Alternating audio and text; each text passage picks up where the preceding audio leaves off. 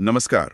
आज हम एक ऐसी कहानी की गहराइयों में उतर रहे हैं जो सदियों के पार जाती है। हाँ, ये कहानी है पुनर्जन्म, एक अधूरी मोहब्बत की कहानी। बिल्कुल।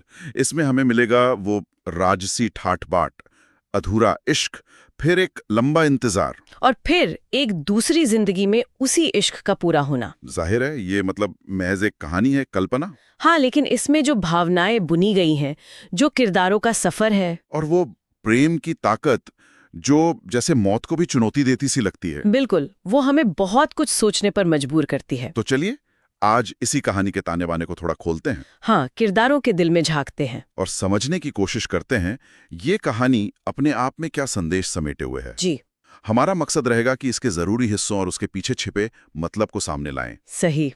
तो कहानी का पहला सिरा हमें ले जाता है कई 100 साल पहले। राजस्थान की वीर भूमि मेवाड़। हाँ, जहाँ एक राजकुमारी और एक राजकुमार की प्रेम कहानी ने जन्म लिया था। कहानी हमें मिलवाती है मेवाड़ की राजकुमारी मीरा से। स्रोत में उसकी खूबसूरती का बड़ा दिलकश जिक्र मिलता है। हाँ, बताया गया है बड़ी गहरी काली आंखें, सोने सा दमकता गेहुआ रंग। और वो लंबे घने काले बाल जैसे रात का अंधेरा सिमटाया हो। बिल्कुल, लेकिन सिर्फ बाहरी खूबसूरती ही नहीं, नहीं, उसका स्वभाव भी कोमल, दयालु। कला प्रेमी भी बताया गया है, एक संवेदनशील इंसान। सही। और फिर कहानी में आते हैं राजकुमार आर्यन। पड़ोसी राज्य के, उन्हें एक वीर साहसी योद्धा बताया गया है। लेकिन साथ ही एक सच्चा दिल से चाहने वाला प्रेमी भी। जी, और जैसा शाही परिवारों में होता था, मीरा की शादी आर्यन से तय होती है। पर यह सिर्फ एक राजनीतिक गठबंधन नहीं रहता। नहीं, बिल्कुल नहीं।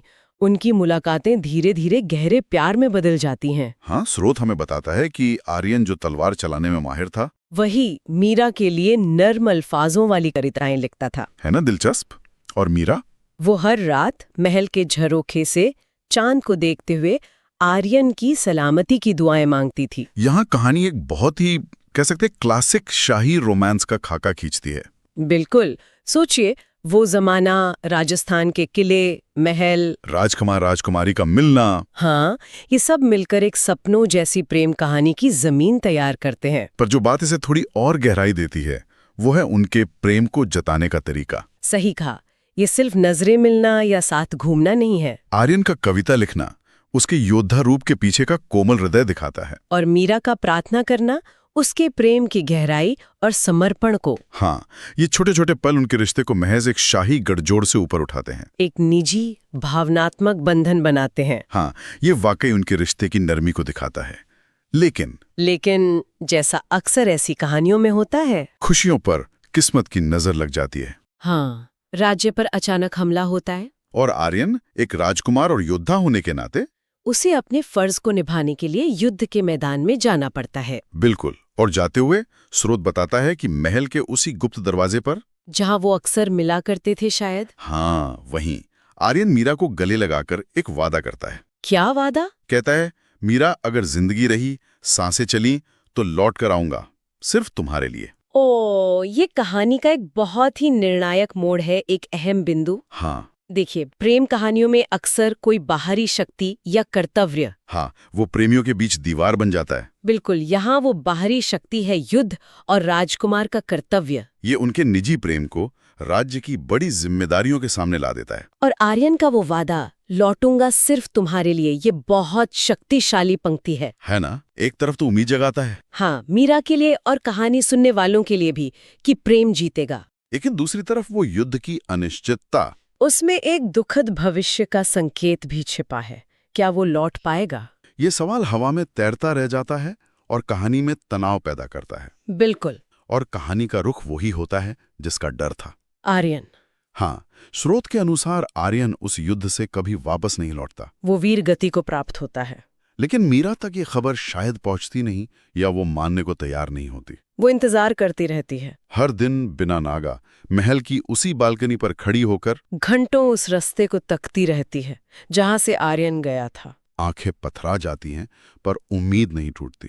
कितना दर्दनाक इंतजार। महीनों इसी तरह इंतजार में बीत जाते हैं और फिर एक दिन इंतजार की इंतहा हो जाती है। हाँ, और वो उसी गुप्त दरवाजे के पास, उसी जगह पर जहां आर्यन ने उसे आखिरी बार गले लगाया था, वहीं अपने प्राण त्याग देती है। ओह, ये कितना मार्मिक है, जैसे वो जगह उनके प्रेम, उनके वादे और उनके बिछो सबकी गवाह बन गई। सही कहा। और कहते हैं मरते वक्त उसके होंठों पे बस कुछ शब्द थे। एक फुसफुसाहट जैसी। हाँ, अगर प्रेम सच्चा है, अगर मेरी मोहब्बत में जरा भी ताकत है, तो हम फिर मिलेंगे। अगले जन्म में जरूर मिलेंगे। ये शब्द जैसे हवा में घुल गए, भविष्य के लिए एक बीज बो गए। बिल्कुल, ये शब्द कहानी की धुरी बन जाते हैं। ये सिर्फ एक दुखद अंत नहीं है, नहीं, ये मीरा का संकल्प है, उसकी इच्छा शक्ति का प्रतीक। प्रेम को मृत्यु से भी ज्यादा शक्तिशाली बताया गया है यहाँ। हाँ, वो हार नहीं मान रही है, वो जैसे नियति को चुनौती दे रही है। ये पुनर्जन्म की अवधारणा को कहानी के केंद्र में ले आता है। उसका ये विश्वास कि उनका प्रेम इतना पवित्र और सच्चा है कि वो जन्मों के बंधन को तोड़कर फिर से मिलन का रास्ता बनाएगा। यही कहानी की अगली कड़ी की नींव रखता है। और उस खास जगह पर दम तोड़ना, ये बहुत प्रतीकात्मक है। वो जगह अब सिर्फ ईंट पत्थर नहीं रही। नहीं, वो उनके अधूरे इश्क की, उनके अटूट विश्वास की एक जीती जागती यादगार बन गई। एक स्मृति स्थल जहां उनकी आत्मा का एक हिस्सा जैसे ठहर गया। सही कहा। अब कहानी एक बहुत लंबी छलांग लेती है। सदियां बीत जाती हैं। वक्त का पहिया घूमता है और हम आ पहुंचते हैं आज के दौर में। साल 2023, जयपुर। शहर बदल गया है, आधुनिक हो गया है, लेकिन जमीन वही है, मेवाड़ का वही इलाका। यहाँ हमारी मुलाकात होती है आरव नाम के एक नौजवान आर्किटेक्ट से। आरव, जिसे पुरानी इमारतों, खंडहर हो चुके किलों और महलों से एक अजीब सा लगाव है। हाँ, उसे उनमें इतिहास की गंध महसूस होती है। अच्छा। इसी शौक के चलते एक दिन आरव जयपुर के पास उसी पुराने मेवाड़ फोर्ट घूमने जाता है। वही जगह जहां मीरा का महल हुआ करता था। हाँ, वही जगह जो अब खंडर में तब्दील हो चुकी है। और वहां क्या होता है? जैसे ही आरव महल की ठंडी पुरानी दीवारों को छूता है, उसे एक अजीब सी सिहरन महसूस होती है, एक अनजानी सी बेचैनी। अच्छा। और फिर पल भर के लिए उसकी आंखों के सामने कुछ धुंधले से दृश्य कौंध जाते हैं। कैसे दृश्य? रेशमी कपड़ों में लिपटी एक उदास राजकुमारी, महल की वही जानी पहचानी बालकनी, ओह, घोड़े पर सवार एक योद्धा, जैसे वो दीवारें सदियों पुरानी कहानी सुनाना चाह रही हों। जिसे सिर्फ आरव ही महसूस कर पा रहा है। हाँ, ये अनुभव आरव को अंदर तक हिला देता है। और बात यहीं खत्म नहीं होती होगी। नहीं, उसी रात उसे एक बहुत ही साफ सपना आता है। सपना? हाँ, वही राजकुमारी जो धुंधले दृश्यों में दिखी थी, अब बिल्कुल साफ नजर आ रही है। अच्छा। उसने सफेद पोशाक पहनी है, चेहरे पर एक हल्की रहस्यमयी मुस्कान है। और वो आरव की तरफ हाथ बढ़ाकर कह रही है, आर्यन। आर्यन? उसे आर्यन कहकर पुकार रही है। हाँ, आर्यन, तुम लौट आए, मैंने तुम्हारा बहुत इंतजार किया। ओह माय गॉड, ये तो बहुत बड़ा मोड़ है। मतलब अतीत सिर्फ याद नहीं रहा, वो वर्तमान में सक्रिय रूप से दखल दे रहा है। दीवारों को छूने पर वो एहसास, वो धुंधले दृश्य, और फिर ये सीधा सपना जिसमें राजकुमारी आरव को आर्यन कह रही है। ये सब बहुत स्पष्ट संकेत है, ये महज इत्तेफाक नहीं लगता। बिल्कुल, ये कहानी बताती है कि आरव का उस जगह से, उस राजकुमारी से, उस अधूरी कहानी से कोई गहरा अनदेखा जन्मों का नाता है। सपना तो जैसे पिछले जन्म की गूंज है, एक पुकार है जो सदियों के फासले को पाट रही है। ये सवाल उठता है कि ये कनेक्शन कैसे काम कर रहा है। हाँ, क्या ये सिर्फ उस जगह की ऊर्जा है, या आरव की आत्मा में ही वो यादें दबी हुई हैं? पता नहीं। अगले दिन आरव उसी बेचैनी और सपने के असर में फिर से महल पहुंच जाता है, शायद उन दृश्यों का, उस सपने का मतलब तलाशने। हाँ, शायद। वो अनजाने में ही महल के उन्हीं हिस्सों में घूमने लगता है जिनके रास्ते उसे पता नहीं होने चाहिए। और तभी उसकी मुलाकात होती है माया नाम की एक लड़की से। माया?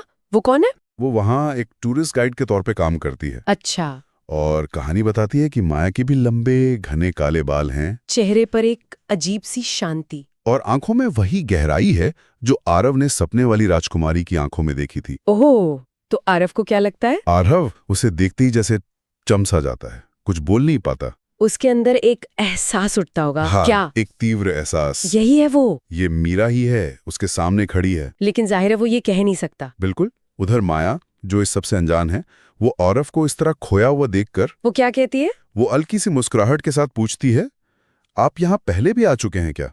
अरे, आपको इस खंडर के रास्ते बड़े अच्छे से पता लग रहे हैं। अनजाने में ही उसने कितनी गहरी बात कह दी। हाँ, आरव हकलाते हुए बस इतना कह पाता है, शायद शायद बहुत पहले। देखिए पहली नजर का ये कनेक्शन कितना महत्वपूर्ण है ना? आरव का उसे तुरंत पहचान लेना, भले ही ये अवचेतन की पहचान हो, और दूसरी तरफ माया का अनजाने में ही ये कह देना कि उसे रास्ते पता हैं। ये दिखाता है कि आत्मा के स्तर पर कहीं ना कहीं पहचान अब भी बाकी है। बिल्कुल, भले ही दिमाग को, याददाश्त को कुछ पता ना हो, पर रूह पहचान रही है। माया का सवाल जो उसने बड़ी सहजता से पूछा, वो अनजाने में ही एक गहरी सच्चाई की तरफ इशारा कर रहा है। यहाँ भाग्य या नियति जैसे तत्व कहानी में सक्रिय नजर आते हैं। हाँ, जो इन दोनों को फिर से एक दूसरे के सामने ला रहे हैं। ये उनके पहले जन्म के प्रेम से कितना अलग है। जहाँ मुलाकातें तय की गई थी, यहाँ मुलाकात संयोगवश है। लेकिन कनेक्शन ज्यादा गहरा, ज्यादा तात्कालिक लग रहा है। सही कहा। हाँ, ये मुलाकात उनके बीच एक अनकहे रिश्ते की शुरुआत करती है। इसके बाद वो मिलने लगते होंगे। हाँ, धीरे धीरे, कभी महल के खंडहरों में, कभी शहर के किसी कैफे में।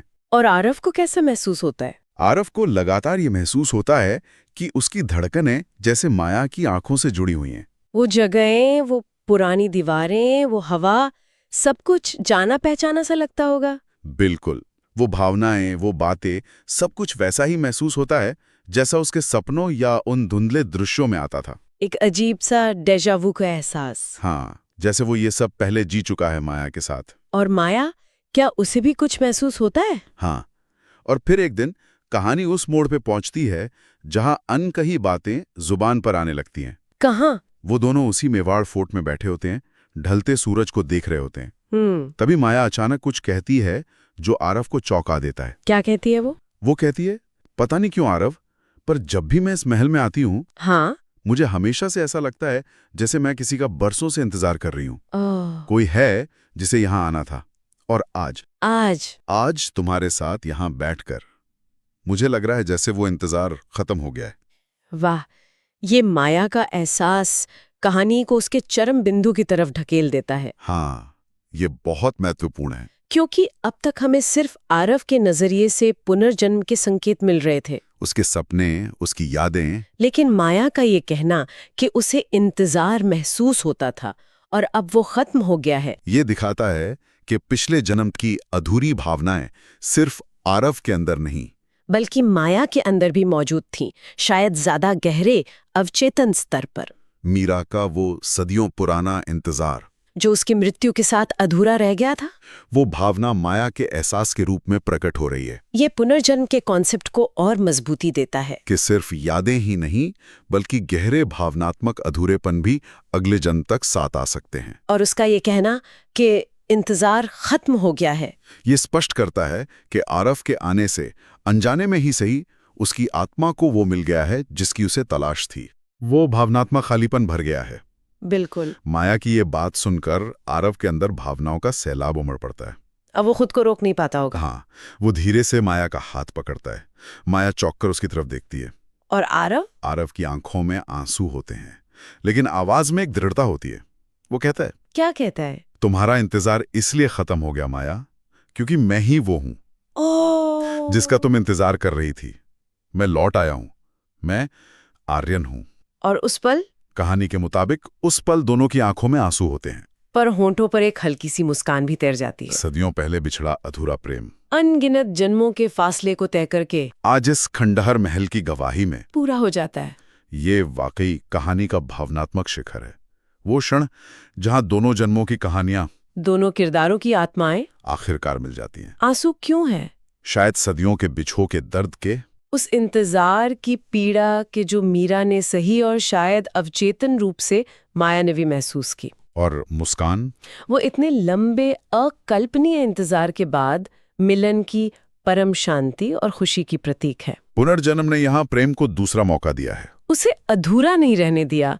ये मीरा के उस आखिरी संकल्प की, उस विश्वास की जीत है। ये उस वादे की पूर्ति है जो उसने मरते वक्त खुद से और शायद कायनात से किया था। कहानी यहाँ एक तरह का भावनात्मक सुकून देती है।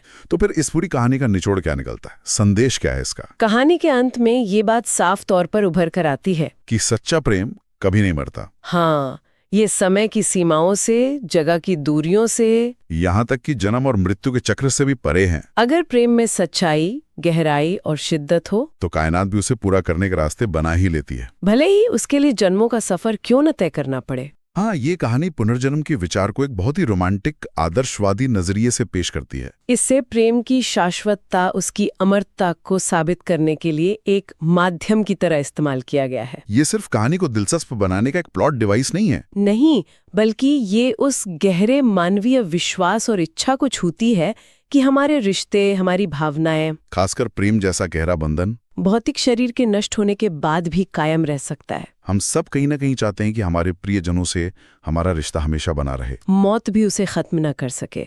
ये कहानी उसी चाहत को, उसी उम्मीद को एक खूबसूरत कहानी का रूप देती है। ये एक तरह से आश्वासन देती है कि सच्चे प्रेम का अंत नहीं होता। बिल्कुल। तो ये थी कहानी मेवाड़ की राजकुमारी मीरा और राजकुमार आर्यन की, जो सदियों का फासला तय कर आज के जयपुर में आरव और माया बनकर फिर मिले। एक ऐसा सफर जो सदियों पहले एक महल की बालकनी पर किए गए अधूरे वादे और वर्तमान की भागदौड़ भरी दुनिया में आकर आखिरकार अपनी मंजिल तक पहुंचा। ये कहानी वाकई हमें सोचने पर मजबूर करती है। हाँ।